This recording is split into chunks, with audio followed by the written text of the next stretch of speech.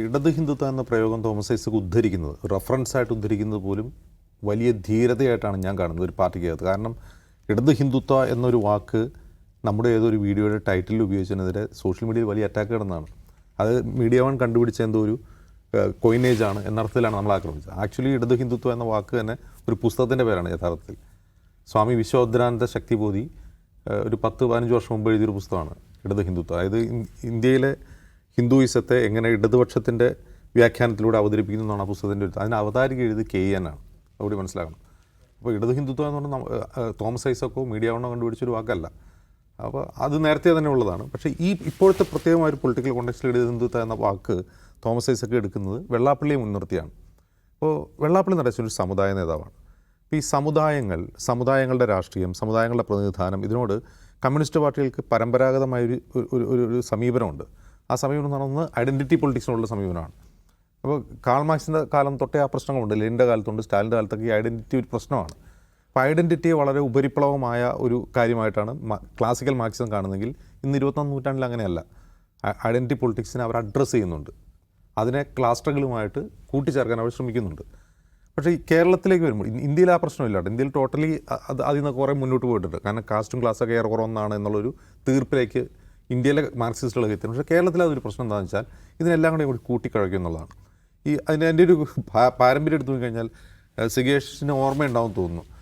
ഈ MN വിജയൻ മാഷൊക്കെ നല്ല സജീവമായിരുന്നൊരു സമയത്ത് കേരളത്തിൽ വലിയൊരു സംവാദം നടന്നിരുന്നു. കേരളത്തിൽ നടന്ന ഒരു വലിയ സംവാദം എന്താണെന്ന് വെച്ചാൽ ഇരകളുടെ മാനിഫെസ്റ്റോ എന്ന പേരിൽ KN ഒരു പുസ്തകം എഴുതി. ഇരകളുടെ മാനിഫെസ്റ്റോ എഴുതാനുള്ളൊരു കാരണം ഗുജറാത്ത് കലാപമാണ്. അപ്പോൾ ഗുജറാത്ത് കലാപം ഇന്ത്യയിൽ ഉണ്ടാക്കിയിട്ടുള്ളൊരു ഭീതിതാവസ്ഥയുണ്ടായിരുന്നു. ആ ഭീതിതാവസ്ഥയുള്ള പുകസയുടെയൊക്കെ ഒരു പ്രതിഫലനമാണ് ആ പുസ്തകം ശരിക്കും. അപ്പോൾ ഇരകളുടെ മാനിഫെസ്റ്റോ എന്ന് പറഞ്ഞാൽ ഇരകളുടെ ഐക്യം എന്നൊരാശയമാണ് അതിൽ KN മുന്നോട്ട് വയ്ക്കുന്നത്. ഇരകളുടെ ഐക്യം എന്ന് പറഞ്ഞാൽ സംഘപരിവാറിൻ്റെ ഇരകളാരൊക്കെയാണ് ഇന്ത്യയിൽ? അത് ഇന്ത്യൻ ന്യൂനപക്ഷങ്ങളും കമ്മ്യൂണിസ്റ്റുകളുമാണ്. അപ്പോൾ ഈ ഇരകളുടെ ഐക്യം എന്ന് പറഞ്ഞാൽ ആ സമയത്ത് വളരെ മനോഹരമായൊരു പൊളിറ്റിക്കൽ പ്രയോഗമാണ്. അതിനോട് അന്ന് MN വിജയൻ മാഷ് പ്രതികരിച്ചത്, അദ്ദേഹം അന്ന് മാതൃഭൂമിയിലും മാധ്യമത്തിലും ദേശാഭിമാനിലായിട്ട് വിവിധ ലേഖനങ്ങൾ അഭിമുഖങ്ങളിലൊക്കെ ആയിട്ടുള്ളൊരു പ്രതികരണമുണ്ട്. ആ അദ്ദേഹത്തിൻ്റെ തന്നെ പ്രതികരണങ്ങൾ പിന്നെ പുസ്തകമായിട്ട് വന്നിട്ടുണ്ട്. അതിൽ ഗുജറാത്ത് കലാപവും ഇരകളുടെ ഐക്യവും എന്ന് പറഞ്ഞാൽ അസീസ് തരുവണ എഡിറ്റ് ചെയ്തൊരു പുസ്തകമുണ്ട്, ഒലി ബുക്സ് പുറത്തിറക്കിയതാണ്. അപ്പോൾ അതിൽ അദ്ദേഹത്തോട് ചോദിക്കുന്നുണ്ട് ഇരകളുടെ ഐക്യത്തെക്കുറിച്ച്. ഈ പുസ്തകത്തെ മുൻനിർത്തിയാണ് അദ്ദേഹത്തിനോട് ചോദ്യം. അപ്പോൾ MN വിജയൻ മാഷിൻ്റെ മറുപടി യഥാർത്ഥത്തിൽ MN വിജയൻ ആരാധകരെയും നമ്മളെയൊക്കെ ഞെട്ടിക്കുന്നതാണ്. അദ്ദേഹം പറയുന്നത് കേട്ടോ, ഇര എന്നത് മൃഗസംബന്ധിയായൊരു പദമാണ്. സിംഹം വേട്ടയാടുമ്പോൾ മാനിനെയും കാട്ടുപോത്തിനെയും മറ്റു പല മൃഗങ്ങളെയും വേട്ടയാടാറുണ്ട്. അപ്പോൾ എന്ന് പറഞ്ഞിട്ട് അതുകൊണ്ട് സവർണരില്ലാത്ത എല്ലാവരും യോജിച്ച് സവർണ പ്രതിരോധം ഉണ്ടാക്കുക എന്നത് ഒരു രാഷ്ട്രീയ മിത്താണ് എന്നാണ് അദ്ദേഹം പറയുന്നത്. അത് കഴിയുമ്പോൾ കുറേ കൂടി ക്ലാരിറ്റിക്ക് വേണ്ടി ഒരു ചോദ്യം കൂടി ചോദിക്കുന്നു. ഗുജറാത്തിലെ മുസ്ലിം വംശീയ കൂട്ടക്കൊലയ്ക്ക് ശേഷം ഫാഷിസത്തെ പ്രതിരോധിക്കാനുള്ള വിശാലമായ ഐക്യത്തെക്കുറിച്ച് വ്യാപകമായ ചർച്ച നടക്കുകയാണല്ലോ. ഈ പുസ്തകത്തെ മുൻനിർത്തിയാണ് ചോദിക്കുന്നത്. നമ്മൾ ഗുജറാത്തിൽ നിന്നല്ല കേരളത്തിൽ നിന്നാണ് സംസാരിക്കുന്നതെന്ന കാര്യം മറക്കരുത്. ഗുജറാത്തിൽ പണമുള്ള മുസ്ലിങ്ങളുടെ വീടുകളാണ് കൊള്ളയടിച്ചത്. കൊള്ളയടിക്കുമ്പോൾ പണമുള്ള വീടുകൾ നോക്കി കൊള്ളയടിക്കും, കാരണം വല്ലതും കിട്ടും. പാവപ്പെട്ട മുസ്ലിമിൻ്റെ വീട് കൊള്ളയടിച്ചാൽ വല്ലതും കിട്ടുമോ എന്നാണ് അദ്ദേഹം ചോദിക്കുന്നത്. അപ്പോൾ ജാതി വ്യവസ്ഥയിൽ താഴെക്കടയിൽ നിൽക്കുന്ന ഒരു ആദിവാസികളും കേരളത്തിൽ ഇരകളല്ലേ എന്ന് വീണ്ടും ചോദിക്കണം. അദ്ദേഹം അത് വിശദമായിട്ട് പറയുകയാണ് ജാതി വ്യവസ്ഥയെക്കുറിച്ച്, സ്വത്വരാഷ്ട്രീയത്തെക്കുറിച്ച്. അപ്പോൾ ഈ സ്വത്വരാഷ്ട്രീയത്തെക്കുറിച്ച് പറയുമ്പോൾ അദ്ദേഹം പെട്ടെന്ന് എന്താണ് നായരീഴവ സഖ്യം, എന്താണ് തീയ സ്വത്വം, അതിനെന്ത് ചെയ്യുന്നു, വേറെ രീതിയിലേക്ക് ഡൈവേർട്ട് ചെയ്യുകയാണ്. അപ്പോൾ ഗുജറാത്ത് കലാപത്തിൻ്റെ സമയത്ത് സംഘപരിവാർ ഭീതിതമായ ഒരവസ്ഥയിൽ അവർ വീണ്ടും അധികാരത്തിൽ വന്നാൽ എന്ത് സംഭവിക്കും എന്നുള്ള രാഷ്ട്രീയ പശ്ചാത്തലത്തിൽ നിന്നുള്ള ഈ ചോദ്യത്തോടാണ് MN വിജയനെ പോലുള്ള ഒരാളുടെ മറുപടി. അപ്പോൾ കേരളത്തിൽ സംഘപരിവാർ ഇപ്പോൾ ഒരു ഭീഷണിയല്ലെന്നാണോ എന്ന് വീണ്ടും ചോദിക്കുകയാണ്. അപ്പോൾ അദ്ദേഹത്തിൻ്റെ മറുപടി കേൾക്കുക, കേരളത്തിലെന്നല്ല ഇന്ത്യയിൽ പോലും ഇന്ന് അതൊരു ഭീഷണിയല്ല, അവർ ദുർബലരാണ്. അദ്വാനിയും മാർക്സും തമ്മിൽ നടന്നുകൊണ്ടിരിക്കുന്ന സംഘർഷം നമ്മൾ ആരെങ്കിലും കരുതിയിരുന്നതാണോ? ജിന്ന മതേതരവാദിയാണ് അദ്വാനി പറയുന്നത് നമ്മൾ ആരെങ്കിലും കരുതിയോ? ഇപ്പോൾ 24 മണിക്കൂർ അവർ ആക്രമിക്കുക എന്നത് നമ്മുടെ അദ്വാനത്തിൻ്റെ ഒരു വൃഥാ വ്യായാമമാണ്. BJPയുടെ അക്കൗണ്ട് തുറക്കാത്ത ഇവിടെ ഹിന്ദുവോ മുസ്ലിമോ ഇല്ലാത്തതുകൊണ്ടല്ല, കേരളീയ ജനത ഉത്ബുദ്ധരാണ് എന്നുള്ളതുകൊണ്ടാണ്. സംഘപരിവാർ ഫാഷിസത്തോട് എന്താണ് പറയാനുള്ളതെന്ന ചോദ്യത്തിന് അത്ര വലിയ സംഘപരിവാറാണോ ഇവിടെയുള്ളത്, അവർ എവിടെയാണുള്ളത് എന്ന് പറയണ്ടേ? ഇതിനാണ് നിഴൽ യുദ്ധം എന്ന് പറയുന്നത്. ഏത് സംഘപരിവാറിനോടാണ് നിങ്ങൾ യുദ്ധം ചെയ്യുന്നത്? ഫാഷിസത്തോട് എങ്ങനെയാണ് യുദ്ധം ചെയ്യേണ്ടത്? 2005 2006 ഇറങ്ങിയ അഭിമുഖമാണിത്. ഇത് ഗുജറാത്ത് കലാപം നടന്ന് 3-4 വർഷങ്ങൾക്ക് ശേഷം. അന്ന് അദ്ദേഹം പാർട്ടിയിൽ നിന്ന് പുറത്തു പോയിട്ടില്ല. അദ്ദേഹം പുകസയുടെ റാങ്ക് ആൻഡ് ഫയലുള്ള ആളാണ്. ഈ അഭിമുഖം പുറത്തുപോയ ഒരു സാഹചര്യം എന്താണെന്ന് വെച്ചാൽ അന്ന് KN ഉൾപ്പെടെ ഒരു വിഭാഗം പുകസ നേതാക്കൾ പാർട്ടിയുടെ ഔദ്യോഗിക പക്ഷത്തോടൊപ്പമാണ്. അന്ന് VS അച്യുതാനന്ദൻ വലിയൊരു റൈവലറി ആയിട്ടപ്പുറം നിൽക്കുകയാണ്. അപ്പോൾ VS പക്ഷത്ത് ആണ് ആരുള്ളത്? MN വിജയനുള്ളത്. അപ്പോൾ ഇവിടെ വിജയൻ മാഷോ അല്ലെങ്കിൽ KN ഒന്നും യഥാർത്ഥത്തിൽ ഈ കോർ ഇഷ്യൂവിനോട് എന്തെങ്കിലും എതിരഭിപ്രായമുള്ളവരല്ല. സംഘപരിവാർ വലിയ ഭീകരരാണെന്നുള്ള അഭിപ്രായം തന്നെയാണ് ഈ വിഭാഗങ്ങൾക്കുള്ളത്. പക്ഷേ ഇവരിവിടെ എന്ത് ചെയ്യാണ്? ഇവിടെ ഒരു സൈദ്ധാന്തിക എക്സസൈസ് നടത്തുകയാണ്. എന്ത് ചെയ്യുന്നു? ഇപ്പം നിങ്ങൾ ഇരകളുടെ ഐക്യമൊന്നും പറഞ്ഞു വരണ്ട എന്ന് പറയുന്നത് എന്തിനാണ്? അത് KENനെയും എതിർക്കാൻ വേണ്ടി മാത്രമാണ്. KENനെയും പിണറായി പക്ഷത്തെ എതിർക്കാൻ വേണ്ടിയാണ് ഇവിടെ ഈ ഒരു ടൂൾ കൊണ്ടുവരുന്നത്. അപ്പോൾ നമുക്കിന്ന് അത്ഭുതം തോന്നും, MN വിജയൻ ഇങ്ങനെ പറഞ്ഞോ എന്ന് പോലും നമുക്ക് അത്ഭുതം തോന്നും ഇന്നത്തെ കോണ്ടെക്സ്റ്റിൽ ഇത് വായിക്കുമ്പോൾ. അപ്പോൾ അന്നത്തെ കോണ്ടെക്സ്റ്റ് എന്താ? അന്ന് പിണറായി VS ദ്വന്ദ്വമാണ്, ഡ്യുവൽ നടക്കുകയാണ്. അപ്പോൾ അവിടെ എന്ത് ചെയ്യണം? വിജയൻ മാഷ് VS പക്ഷത്ത് നിൽക്കണം, KN പിണറായി പക്ഷത്ത് നിൽക്കണം. അപ്പോൾ KN പറഞ്ഞതിനെ റെഫ്യൂട്ട് ചെയ്യുക എന്നുള്ളൊരു ധർമ്മം മാത്രമാണ് ഈ ഫാക്ച്വൽ പോലും അല്ലാത്ത ഈ പ്രസ്താവനയിലൂടെ പുറത്തു വരുന്നത്. അപ്പോൾ അതൊരു സൈദ്ധാന്തിക സംവാദമായിട്ട് അവസാനിച്ച ഒരു കാര്യമാണ്.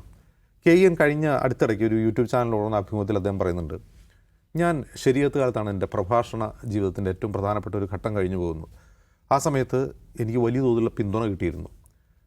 എന്താണ് മതം പരലോകം, സ്വർഗം പരലോകം, അങ്ങനെ എന്ത് പറഞ്ഞിട്ടൊരു പുസ്തകം അദ്ദേഹത്തിൻ്റെ, അതിന് വലിയ കോപ്പികൾ വിറ്റഴിക്കപ്പെട്ടു, കോപ്പി ലെഫ്റ്റായിട്ട് വിറ്റഴിക്കപ്പെട്ടു. അതേസമയം ഞാൻ ബാബരി മസ്ജിദ് തകർച്ചയെ തുടർന്ന് പുസ്തകം എഴുതുകയും പ്രഭാഷണം നടത്തുകയും എനിക്ക് പാർട്ടിയിൽ നിന്ന് പോലും എതിർപ്പ് നേരിടേണ്ടി വന്നു എന്ന് അദ്ദേഹം പറയുന്നുണ്ട്. ഇത് ഈ പറയുന്ന ഇരകളുടെ മാനിഫെസ്റ്റോ ഇറങ്ങുമ്പോഴും ഇതേ ആക്രമണം എനിക്ക് പാർട്ടിക്കകത്തുനിന്നുണ്ടായി എന്ന് അദ്ദേഹം പറയുകയാണ്. അപ്പോൾ ഐഡൻറ്റിറ്റി പൊളിറ്റിക്സിനോട് ഒരു തരത്തിലുള്ള പ്രശ്നം പാർട്ടിക്കകത്ത് തന്നെയുണ്ട്. പക്ഷേ ഈ പാരമ്പര്യം, ഞാനീ പറഞ്ഞ ചരിത്രമൊന്നും ഇപ്പോഴത്തെ ഈ പൊളിറ്റിക്കൽ സിറ്റുവേഷനിൽ പ്രയോഗവൽക്കരിക്കുന്ന കാര്യമില്ല. ഇന്ന് സിറ്റുവേഷൻ മാറി. മുമ്പ് KN ഉൾപ്പെടെയുള്ള ആളുകൾ ഈ ഐഡൻറ്റിറ്റി പൊളിറ്റിക്സിനെയും ക്ലാസ്റ്ററുകളിനെയും ഒരുമിപ്പിക്കാൻ നടത്തിയ ശ്രമം ഗുജറാത്ത് കലാപത്തിൻ്റെ പശ്ചാത്തലത്തിൽ അന്ന് അതിന് പിന്തുണ കൊടുത്ത ആളാണ് പിണറായി വിജയൻ ഉൾപ്പെടെ ആളുകൾ. ഇന്ന് പിണറായി വിജയൻ ഏകാധിപതിയാണ് പാർട്ടിയിൽ, അദ്ദേഹത്തിന് വേറൊരു എതിരാളി പാർട്ടിക്കകത്തില്ല. ഇവിടുത്തെ പ്രശ്നം വേറെ ഒന്നാണ്. ഇവിടെ ഐഡൻറ്റിറ്റി പൊളിറ്റിക്സിനെ ആക്രമിച്ചുകൊണ്ട് വേറൊരു തരത്തിൽ ഇലക്ഷൻ ഗെയിൻ ഉണ്ടാക്കാൻ ശ്രമിക്കുകയാണ് ചെയ്യുന്നത്. ഐഡൻറ്റിറ്റി പൊളിറ്റിക്സ് പറയുന്ന എല്ലാവരെയും, ആരാണ് പറയുന്നത് അവരെ ആക്രമിക്കുക. അതേസമയം അതേ ഐഡൻറ്റിറ്റി പൊളിറ്റിക്സ് പറയുന്ന ആളാണ് വെള്ളാപ്പള്ളി നടേശനും. അപ്പോൾ ഇടത് ഹിന്ദുത്വം എന്താണെന്ന് തോമസ് ഐസക്കിന് മനസ്സിലായിട്ടുണ്ട്. വെള്ളാപ്പള്ളിയെ പിന്താങ്ങുന്നതിലൂടെ പാർട്ടിക്ക് ഏൽക്കുന്ന ഡാമേജ് എന്താണ് എന്ന് തോമസ് ഐസക്കിന് മനസ്സിലായിട്ടുണ്ട്. അദ്ദേഹത്തിന് പറയാവുന്ന രീതിയിൽ അദ്ദേഹം അത് പറഞ്ഞിട്ടുണ്ട്. നമ്മുടെ ഭാഗത്ത് നിന്ന് എന്തെങ്കിലും വീഴ്ചയുണ്ടോ എന്ന് പരിശോധിക്കണമെന്ന് പറഞ്ഞിട്ടുണ്ട്. പക്ഷേ ഇന്ന് നമ്മൾ കാണുന്നതാണ്, സജി ചെറിയാൻ പറയുകയാണ് കാറിൽ കയറിയത്, വണ്ടി അവിടെ താഴെ ഇറക്കിയപ്പോൾ കയറ്റായതുകൊണ്ട് കയറി വന്നതാണ്, അതിനിപ്പോൾ എന്താണ് പ്രശ്നം, വെള്ളാപ്പള്ളി കുഴപ്പക്കാരനൊന്നുമല്ല എന്ന് അദ്ദേഹം ന്യായീകരിക്കുകയാണ്. അത് സജി ചെറിയാണെന്ന് പറഞ്ഞപ്പോൾ ഒഴിവാക്കാം. ഇന്നലെ ഗോവിന്ദമാഷും അത് തന്നെയാണ് പറഞ്ഞത്. വെള്ളാപ്പള്ളിയെ പറ്റിയുള്ള ചോദ്യങ്ങൾ അദ്ദേഹം എൻ്റർടൈൻ ചെയ്തില്ല. ഇവിടെ ഒരു ക്രൂഷ്യലായ പ്രശ്നമുണ്ട്. ഒന്ന്, ഞാൻ ഇന്നലെ വിശദമായിട്ട് പറഞ്ഞതാണ്, 2019 ലോക്സഭാ തെരഞ്ഞെടുപ്പിൽ ഏറ്റ തിരിച്ചടി. ആ തിരിച്ചടി, അതായത് അതുവരെ ഒന്നാം പിണറായി വിജയൻ സർക്കാരിൻ്റെ കാലത്ത് പിണറായി വിജയൻ സർക്കാർ പുരോഗമനപരമായ മൂല്യങ്ങൾ മുന്നോട്ട് വയ്ക്കുന്ന, നിലപാടുകൾ മുന്നോട്ട് വയ്ക്കുന്ന ഒരു സർക്കാരായിരുന്നു. അത് അതിജീവിതയുടെ കേസിലാണെങ്കിലും എല്ലാ കേസുകളിലും അവർ പുരോഗമനപരമായ നിലപാട്, ശബരിമല വിഷയത്തിലാണെങ്കിലും എല്ലാ വിഷയത്തിലും. പക്ഷേ എന്നിട്ടും 2019 തെരഞ്ഞെടുപ്പിൽ തിരിച്ചടി നേരിട്ടപ്പോൾ അവർ എടുത്തൊരു പെറ്റി എലക്ഷൻ തന്ത്രം മാത്രമാണ് ഈ പറയുന്ന മുസ്ലിം പൊളിറ്റിക്സിനെ ആക്രമിക്കുക എന്നുള്ളത്. ആ ഇലക്ഷൻ തന്ത്രത്തിൽ 2019 അവർക്ക് അതുകൊണ്ട് ഗുണമുണ്ടായില്ല. സെയിം തന്ത്രം അവർ 2020 കോവിഡ് കാലത്ത് പഞ്ചായത്ത് തിരഞ്ഞെടുപ്പിലെടുത്തു. അതിലവർക്ക് വിജയം കണ്ടു. അപ്പോൾ വിജയം കണ്ടു കഴിഞ്ഞപ്പോൾ അവർക്ക് തോന്നി അത് കൊള്ളാം, 2021 അത് ഉപയോഗിച്ചു, അവിടെയും വിജയിച്ചു. പക്ഷേ ആ രാഷ്ട്രീയം പയറ്റിയതുകൊണ്ടാണ് 2020 പഞ്ചായത്ത് ഇലക്ഷനിൽ ജയിച്ചതെന്നും 2021 നിയമസഭയിൽ തുടർഭരണം ഉണ്ടായിരുന്നു അവർ തെറ്റിദ്ധരിച്ചു.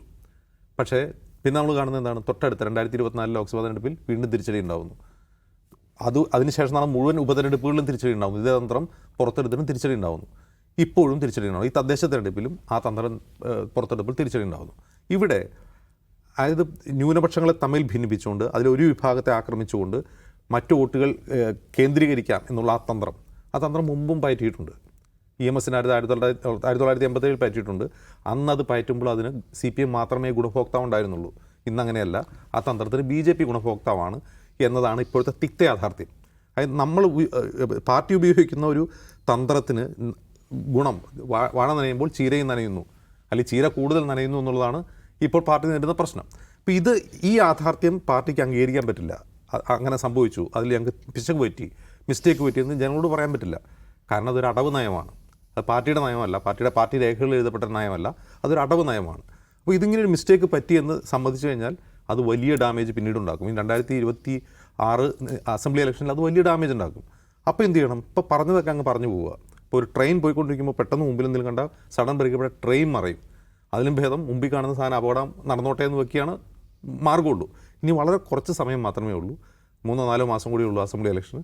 അപ്പോൾ ഇത് പറഞ്ഞു തന്നെ അങ്ങ് പറഞ്ഞു പോവുക. അത് കൈവിട്ട് കഴിഞ്ഞാൽ ചിലപ്പോൾ ഉത്തരത്തിലുള്ളതും പോവും കക്ഷത്തിലുള്ളതും പോവും എന്നുള്ളതുകൊണ്ട് ആ വഴി അങ്ങ് പോവുക എന്നുള്ളതാണ് ഇപ്പോൾ സ്വീകരിക്കുന്ന ലൈൻ. ഇപ്പോൾ ഇന്ന് LDF യോഗത്തിന് ശേഷം LDF കൺവീനർ പറഞ്ഞെന്താണ്, ഓരോ പാർട്ടിയും അവർക്ക് പറ്റിയ മിസ്റ്റേക്ക് സ്വയം കണ്ടുപിടിക്കട്ടെ, എന്നിട്ട് സ്വയം വിശകലനം ചെയ്തിട്ട് പിന്നീട് ജനുവരിയിൽ വീണ്ടും യോഗം ചേർന്ന് തീരുമാനിക്കാമെന്ന് പറയുന്നത്. ഓരോ പാർട്ടി എന്ന് പറഞ്ഞാൽ CPM ആണ് പ്രധാനപ്പെട്ട പാർട്ടി. CPI അല്ലെങ്കിൽ ജോസ് കെ മാണി അവർക്ക് എന്തെങ്കിലും പ്രശ്നമുണ്ടായോ? ജോസ് കെ മാണി സ്വീകരിച്ച എന്തെങ്കിലും നിലപാട് കൊണ്ടാണോ ജോസ് കെ മാണിക്ക് കോട്ടയം തിരിച്ചടി ഉണ്ടായത്? CPI സവിശേഷമായി സ്വീകരിച്ച നിലപാട് കൊണ്ടാണോ CPIക്ക് പ്രശ്നം ഉണ്ടായത്? ഇവിടെ പരിശോധിക്കേണ്ടത് CPM മാത്രമാണ്. CPM എടുത്തൊരു നിലപാടിൻ്റെ ഭാഗമായിട്ടാണ് LDFന് മൊത്തത്തിൽ തിരിച്ചടി ഉണ്ടായിട്ടുള്ളത്. CPIക്ക് ആണെങ്കിലും ജോസ് കെ മാണിക്കാണെങ്കിലും. അപ്പോൾ CPM ആണ് അത് പരിശോധിക്കേണ്ടത്. അല്ലാതെ ഓരോ പാർട്ടിക്കും തങ്ങൾക്ക് ഏറ്റ തിരിച്ചടി വിശകലനം ചെയ്ത് പിന്നീട് LDF യോഗത്തിൽ നിർദ്ധാരണം ചെയ്തിട്ട് കാര്യമില്ല. അപ്പോൾ CPMൻ്റെ ഈ പ്രശ്നം അവർക്ക് തുറന്നു പറയാൻ കഴിയില്ല, അവർക്ക് റെക്ടിഫൈ ചെയ്യാൻ കഴിയില്ല. ഇതൊരു റോളർ കോസ്റ്റർ പോലെ ഇതിന് ബ്രേക്കില്ലാതെ ഇങ്ങനെ പോകണം. അടുത്ത അസംബ്ലി ഇലക്ഷനിൽ പോയിട്ട് എന്തോ സംഭവിക്കും, എന്താണ് നമുക്കിപ്പോൾ പ്രവചിക്കാൻ കഴിയില്ല. അങ്ങനെ പോവുകയേ നിവൃത്തിയുള്ളൂ. ഇനിയിപ്പോൾ തിരുത്താൻ നിന്നാലും പ്രശ്നമാണ്, ഞങ്ങൾക്ക് തെറ്റുപറ്റിയെന്ന് പറഞ്ഞാലും പ്രശ്നമാണ്, തിരുത്താൻ നിന്നാലും പ്രശ്നമാണ്. ഇതിങ്ങനെ തന്നെ പോവുകയേ നിവൃത്തിയുള്ളൂ.